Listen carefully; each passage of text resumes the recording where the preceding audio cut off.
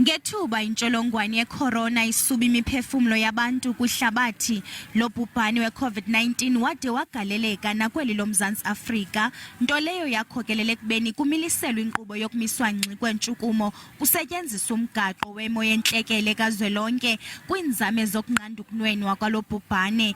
Oku kwaba nefuthe elibi kuqoqosho, uninzi lwalahlekelwa yimisebenzi, amashishini amaninzi avalwa, uqoqosho lweli lwehla ngo-6.4% ngo-2020 phambi kokuba lunyuke ngo-4.8 kulo nyaka uphelileyo.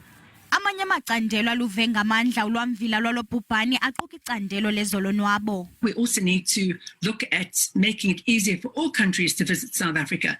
Imiqathango ye-lockdown ibe nefuthe elibi nakwicandelo lokuthengiswa kotywala necuba. What these restrictions did was to lead consumers through to the illicit market. So that was some of the unintended consequences. It would be interesting to see if they were effective from a health perspective.